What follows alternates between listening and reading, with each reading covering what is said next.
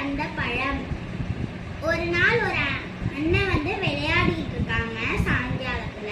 அப்போ அவங்களுக்கு ரொம்ப பசி எடுக்குது. அதனால அவங்க வந்து நினைக்கிறாங்க, இந்த மாதிரி அம்மா நம்ம வீட்டுக்கு போனா விட மாட்டாங்களே திரும்பி அப்படின்னு நினைக்கிறாங்க. அப்போ சுத்தி முத்தி பாக்குறாங்க, எதுவுமே இல்லை. கொஞ்சம் தூரத்துல போய் பார்த்தா ஒரு மாமரம் இருந்துச்சு. அங்க போய் நின்னாங்க. ஒரு கிளி வந்து இந்த மாதிரி நான் உனக்கு பழம் தரேன் அப்படின்னு கிளி சொல்லிச்சு. சரி அவனும் வாங்கி சாப்பிட்டுட்டு என்ன ருசி அப்படின்னு சொன்னான். அதுக்கப்புறம் அந்த மாதிரி அந்த கொட்டையை மட்டும் மாமரத்து பக்கத்துல வச்சு புதைச்சிட்டு டெய்லி ஸ்கூலுக்கு போகும்போதெல்லாம் தண்ணி ஊற்றுவாங்களாம். அவங்களுக்கு இப்போ 12வது முடிச்சிட்ட உடனே அவங்க வந்து இந்த மாதிரி வெளிநாட்டில் அவங்களுக்கு வேலை கிடைக்குதாம்.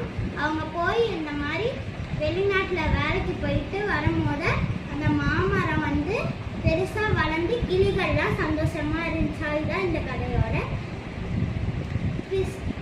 மாறல் வந்து நம்ம எதனால உதவி செஞ்சாலும் திரும்பி நம்மளுக்கு அந்த உதவி கிடைக்கும்.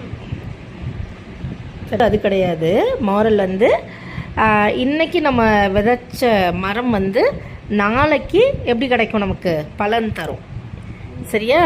இன்னைக்கு நம்ம செஞ்ச ஒரு விஷயம் நாளைக்கு பிற்காலத்தில் நமக்கு உதவியாக இருக்கும். இது நீங்கள் புக்கு படிச்சிங்களா? புக்கை கேட்டுங்க பார்ப்போம்.